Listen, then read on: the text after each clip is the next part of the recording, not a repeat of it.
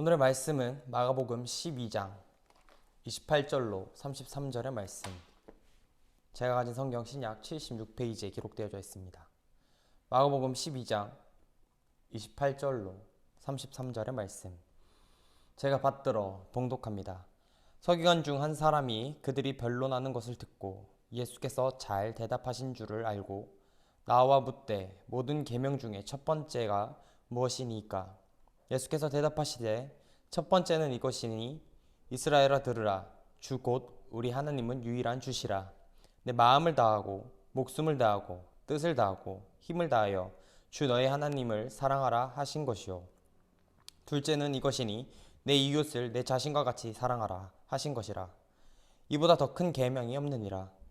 서기관이 이르되 선생님이여 옳소이다. 하나님은 한 분이시요 그 외에 다른 이가 없다 하신 말씀이 참이니이다. 또 마음을 다하고 지혜를 다하고 힘을 다하여 하나님을 사랑하는 것과 또 이웃을 자기 자신과 같이 사랑하는 것이 전체로 드리는 모든 번제물과 기타 제물보다 나으니이다. 아멘. 오늘 말씀의 제목은 외식입니다. 여러분 밥 먹는 거 좋아하십니까? 저도 밥 먹는 걸 너무 좋아해요. 그래서 밥을 많이 먹게 되고 먹다 보니까 살이 막 엄청 찌게 됩니다. 특히 사랑하는 사람들과 함께 밖에서 외식하고 이렇게 먹고 들어오는 거 참 좋아합니다. 저희 집은 명절이라 그러죠. 추석과 설 때 가족들끼리 한자리에 모여서 어머님이 해주시는 따뜻한 밥을 같이 먹기도 하지만 저희가 가장 많이 했던 건 함께 나가서 가족이 외식하는 게 좀 잘 잡혀 있었습니다. 뭐 어떻게 보면은 정말 감사한 일이기도 하죠. 그래서 밖에서 모두가 한자리에 모여서 함께 식사할 때는 참 행복하고 즐거운 시간이라고 할 수 있겠죠. 그것들을 상상하며 기다리는 것만큼 또한 즐거운 시간이 없습니다. 많은 사람들이 정말 좋아하는 음식을 정말 좋아하는 사람과 함께 먹을 수 있다면 그것만큼 기쁘고 재미있는 자리는 없다고 생각합니다. 그런데 지금은 이 코로나 시대이기 때문에 밖에서 함께 가족들이 식사하는 것 또한 쉽지 않은 시대가 되어버렸죠. 이렇게 밖에서 같이 먹는 음식 너무나 소중하고 귀합니다. 이걸 우리는 외식이라 부르죠. 이 외식 어떻게 보면은 밖에서 먹고 함께 즐기는 정말 소중한 시간이라는 단어로서 사용될 때도 있지만 다른 의미로는 겉만 보기 좋게 꾸며 드러낸다라는 뜻을 가진 외식이라는 단어도 있습니다. 우리는 과연 어떠한 모습으로 살아갈까요? 어떠한 모습으로 원하며 나아갈까요? 행복한 모습을 하고 있는 우리의 것과는 다르게 실상은 많은 이들이 요즘에 무너지고 있습니다.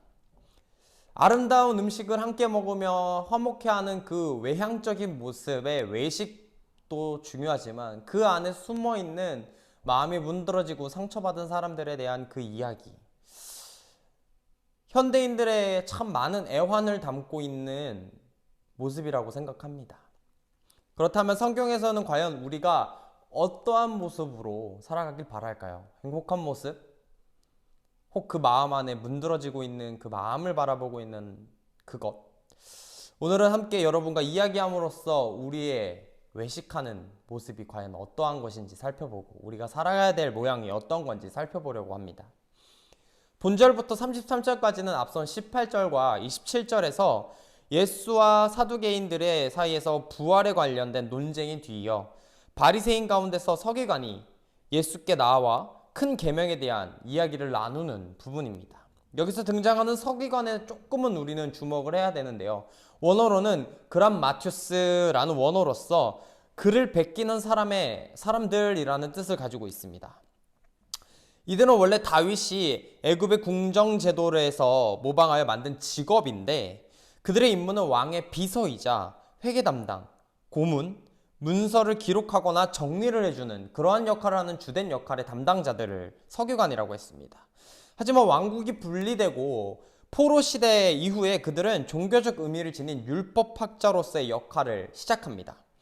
당시 율법은 이스라엘 백성들의 삶의 중요한 규칙 같은 것이었습니다. 따라서 당시 서기관들은 왕정시대의 일반 사무적인 그런 것들이 아닌 율법의 해석자로서 교사의 역할까지 함께 감당했던 사람들입니다.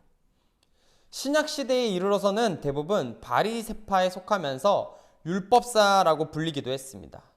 이러한 명칭은 그들의 주된 임무가 율법을 연구하고 규칙을 만들어서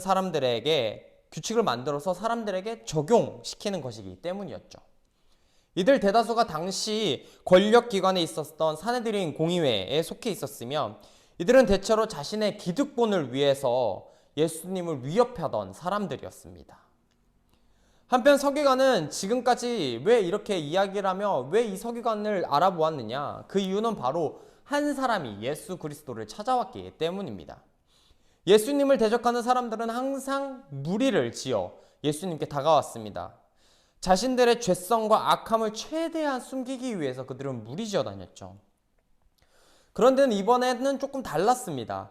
한 사람이 나와왔는데 이는 바리새인 중에 니고데모와 같이 다른 서기관들과는 다소 다른 성향을 가진 사람임을 우리는 단번에 알 수 있습니다.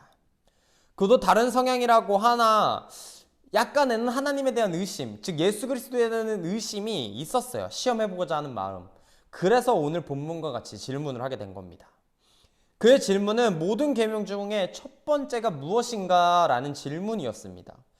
여기서 쓰인 이 계명의 어원은 엔톨레라는 십계명과 같은 구약의 성문화 되어져 있는 문화체가 되어져 있는 하나님의 율법을 가리키는 것이라고는 생각할 수 없습니다. 엔톨레는 말이죠. 구약 성서의 헬라어 번역본인 70인역의 용어들을 볼 때 엔톨레는 율법을 뜻하는 히브리어인 토라의 번역본으로는 사용되어 있지는 않았습니다.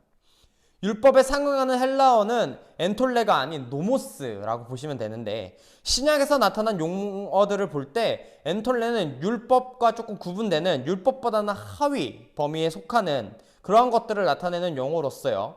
개개인의 가르침이나 훈계들을 가리킬 때 주로 사용되는 언어입니다. 하지만 여기서 말하는 계명의 앞에 모든이라는 수식어가 따라오는 것으로 볼 때에는 모세의 율법을 포함한 모든 가르침, 훈계나 어떤 가르침들을 다 포함해서 과연 그것들 중에 첫 번째가 무엇이냐라고 질문을 했다라는 것입니다. 당시 유대인들에게는 십계명이나 모세오경의 율법과는 별개로 613개의 규정들이 있었습니다. 그 중에서 사람의 몸의 지체수에 해당해 여겨지는 248개는 꼭 지켜야 하는 규정들을 다루고 있는 내용이며 1년의 전체 날수에 해당하는 365개는 보다 덜 중요한 규정 혹은 하지 말아야 될 금지 규정에 대해서 이야기하는 것입니다. 그래서 그 당시에 랍비들은 무엇이 더 중요한 규정이고 무엇이 덜 중요한 규정인지에 대해서 끊임없이 논의하고 논쟁했었습니다. 따라서 본문의 물음은 이러한 당시의 상황을 반영하는 것으로서 가장 크고 가장 근본이 되면 기근이 되는 규정, 즉 계명이 무엇인지에 대해서 묻게 된 것입니다. 그런데 예수님은 대답을 하실 때 그 규정에 대해서 과연 무엇이냐라고 대답하실 때 바로 이거야 라고 대답하시지 않고 첫 번째로 이걸 말합니다. 그것이 바로 무엇일까요? 이스라엘아 들으라 라고 이야기하십니다. 한 사람이 찾아왔는데 예수님께서는 왜 이러한 이야기를 시작하신 걸까요? 이 이유는 신명기 6장 4절의 이야기를 그대로 인용하신 건데 쉐마 본문이라고 해서 이스라엘 신앙 신조로서 유대인들이 이를 항상 아침 저녁으로 암송하고 다녔던 그 쉐마 본문을 인용한 것입니다.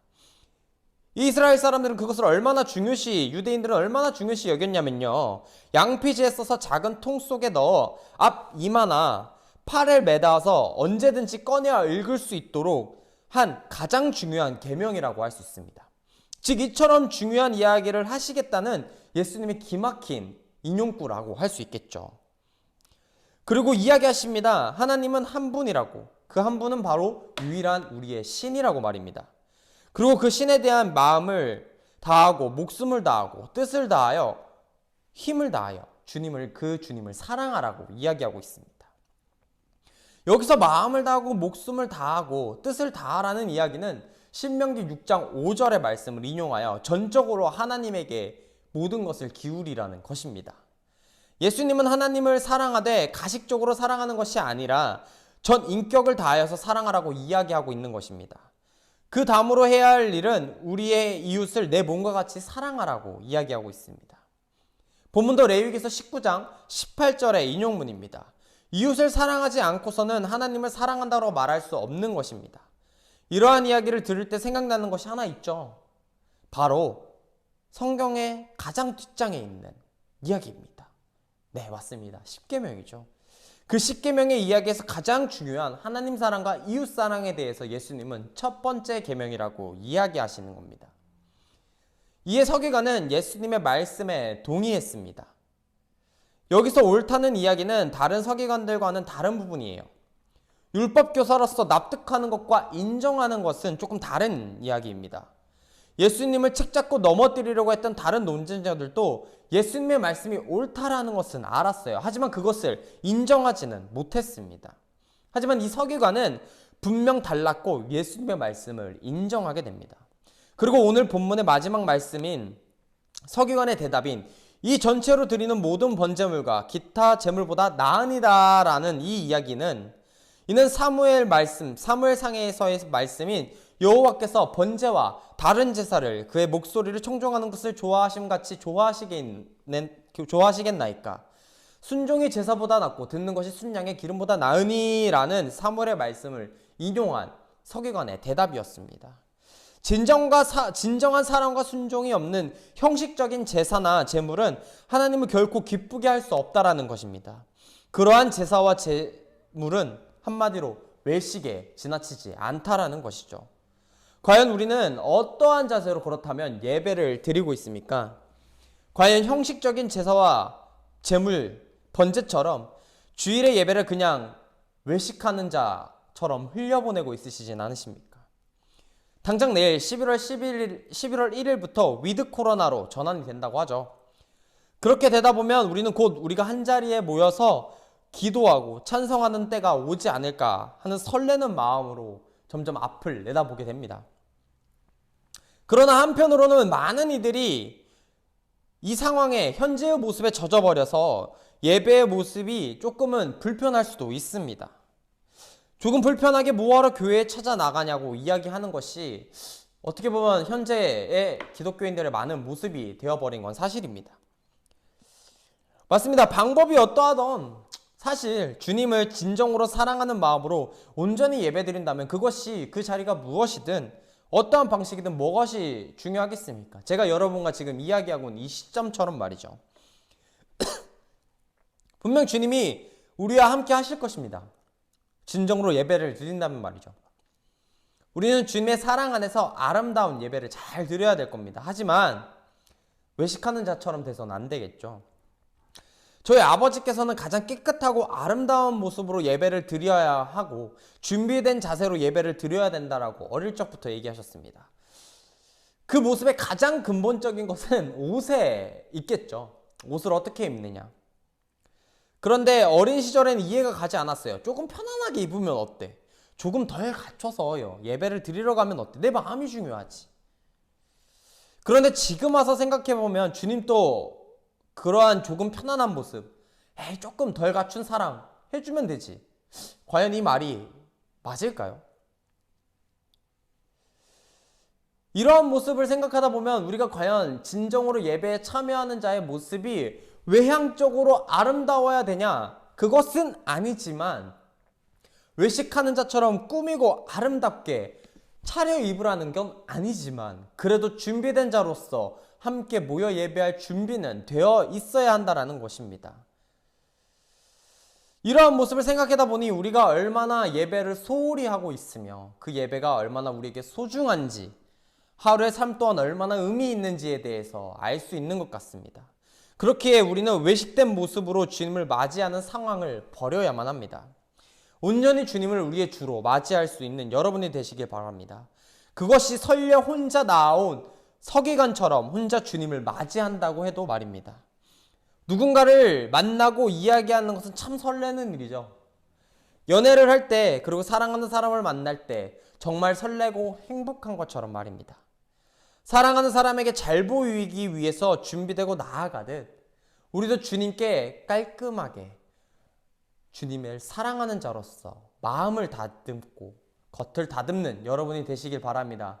가장 중요한 것은 겉만 다듬는 것이 아니라 마음 또한 잘 다듬어서 주님의 올바른 자녀로서 예배에 진정으로 참여하시는 여러분이 되시길 바라며 한 주간 주님만을 기대하시고 사랑하시며 외식하는 자가 아닌 올바른 주님의 말씀을 먹고 자라는 자들이 되시기를 간절히 바라고 기도하겠습니다. 다 같이 주기도문으로 예배를 마칩니다. 하늘에 계신 우리 아버지여, 이름이 거룩히 여김을 받으시오며 나라가 임하옵시며 뜻이 하늘에서 이루어진 것 같이 땅에서도 이루어지이다. 오늘 우리에게 일용할 양식을 주시옵고 우리가 우리에게 죄 지은 자를 사하여 준 것 같이 우리 죄를 사하여 주시옵고 우리를 시험에 들게 하지 마시옵고 다만 악에서 구하시옵소서. 대개 나라와 권세와 영광이 아버지께 영원히 있사옵나이다. 아멘.